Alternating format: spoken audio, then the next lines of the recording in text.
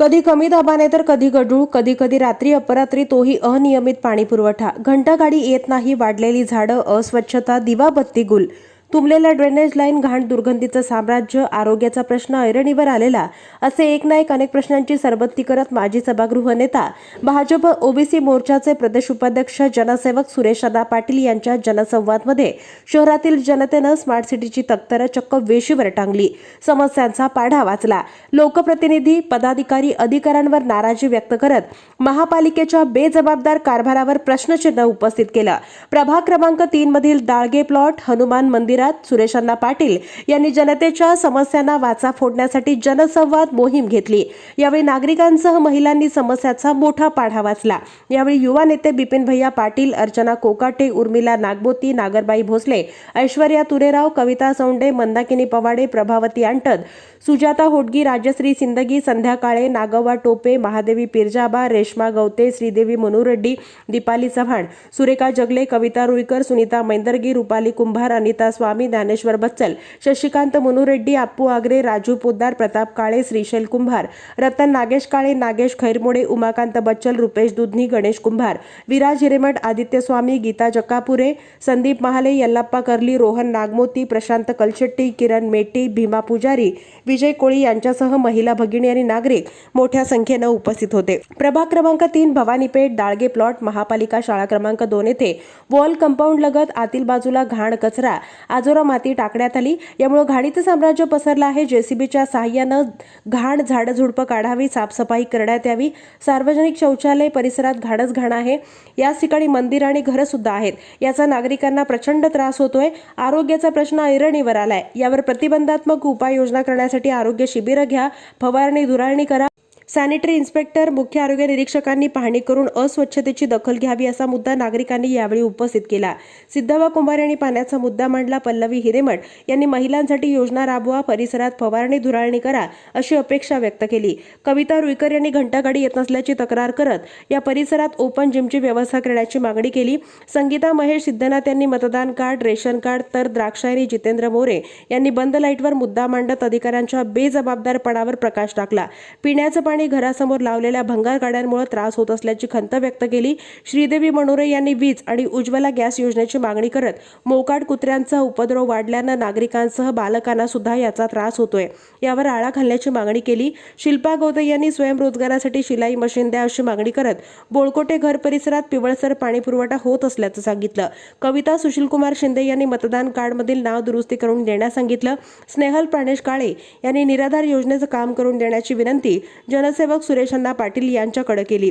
दाळगे प्लॉटमध्ये मोठ्या प्रमाणात पाणी समस्या असून सकाळी येणारं पाणी आता 4-5 दिवसाआड येतं, तेही उशिरा येतं.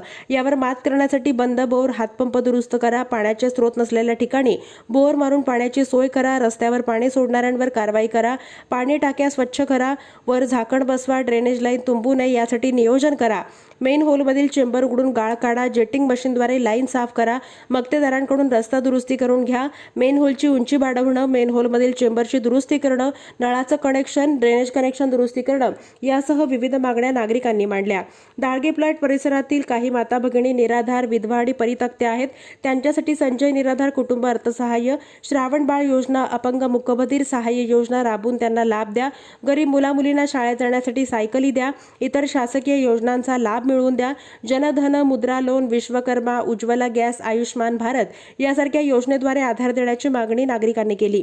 रेशन दुकानदार धान्य कमी देणं, रेशनवर साबण, चहापत्ती घेणं बंधनकारक करत आहेत, त्यांच्यावर तात्काळ कारवाई करा, अशी मागणी येथील नागरिकांनी केली. या भागात महिला, मुली, मुलांसाठी व्यायामशाळा, जिमची व्यवस्था करा, वॉकिंग ट्रॅक करणं, राष्ट्रीयकृत बँकांमध्ये गरजवंतांना कर्ज सुविधा उपलब्ध करून देणं या मागण्या जनसंवादमध्ये जनसेवक सुरेशअण्णा पाटील यांच्याकडे नागरिकांनी केल्या.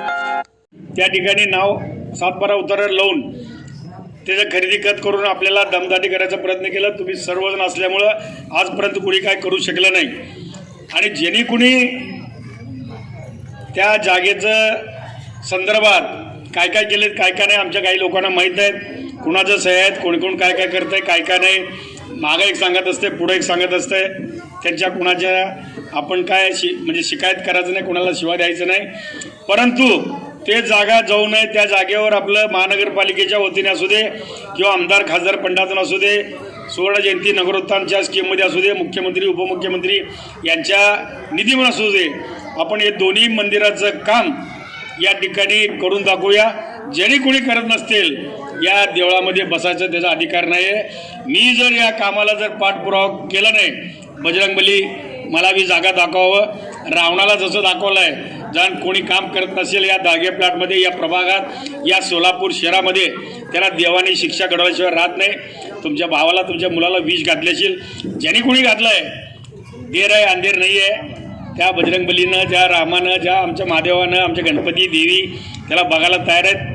थोडं देर आहे अंधेर नाही आहे असं म्हणून मी तुम्हाला पुन्हा एकदा विनंती करतो. परंतु नंतर थोडं चालता येत नसेल तर मी तुमच्याकडे येऊन काही काम करायचा प्रयत्न केलो. आता 2 वर्ष झालं नगरसेवक नाही आहे, म्हणून आपण जनसेवक, आपण काय मालक पिलक नाही आहे, आपण जनतेचं सेवक आहे. म्हणजे सेवक म्हणजे नौकरच आहे. त्याप्रमाणे आपण आमच्या माता बंधू भगिनीचं ऐकावं, जेणेकरून या महानगरपालिकेचं कारभार सध्या व्यवस्थित चालू नाही आहे. आपण बघतो घरोघरी झाडू मारायला येत नाहीत झाडूवाले, हे अनेक महिला माता बंधू भगिनीची तक्रार करत असतात. घंटागाडी घरोघरी आला पाहिजे, घरोघरी येत नाही. आपलं व्यवस्थित साफसफाई स्वच्छता करत नाही. ड्रेनेज लाईन भरलं तर ड्रेनेज लाईन बी साफ करू शकत नाहीत. अंतर्गत चेंबर भरले तर घरात पाणी शिरायला लागलं आहे. अशा बेहाल परिस्थिती या सोलापूर शहराचा असल्यामुळं मला आई जगदंबा माता गणपतीनं सुचवलं की बाबा तू फिरू शकत नसेल तर तुझ्या माता बंधू भगिनीकडे जा. जनसेवक हेच ईश्वर सेवा असल्यानं जनसेवा करण्यासाठी स्वतःहून आपल्या हनुमान मंदिरामध्ये जाऊन आपल्या माता बंधू भगिनींना बोलव. काही ठिकाणी बघतो आपण पाणी येत नाही, 4 दिवसात पाणी पुरवठा आहे, आता 5 दिवस झालेलं होतं. काही ठिकाणी पाणी फार बारीक येतं आहे, काही ठिकाणी पाणी 2 तास येतं आहे, काही ठिकाणी 3 तास येतं आहे, काही ठिकाणी आमच्यासारखं गोंगडे वस्ती भागात असं तुम्हाला सांगितलं म्हणजे अण्णा तुमच्याकडे खरंच आमच्याकडे पाणी भरपूर आहे, इकडं काही ठिकाणी पाणी नाही आहे. असं अनेक समस्या आहेत. रस्ते केलेत, पुन्हा खड्डा मारलेत, पण ते झाकलं गेलं नाही. रस्ता आपण केल्यावर मॅन्युअल आपण तिथं रिपेरी केलं नाही. कुठं बोर आहेत, त्या बोर अलीकडं 2 दिवसापूर्वी मला सांगितले आमच्या राजाभाऊनं की आपल्या टाकीमध्ये घाण आहे, ते गाळ काढत नाहीत. इकडे कुणाचं लक्ष नाही आहे. या सोलापूर शहराकडे लक्ष नाही. परंतु तुम्ही आम्हाला 25 वर्ष झाला निवडून दिला.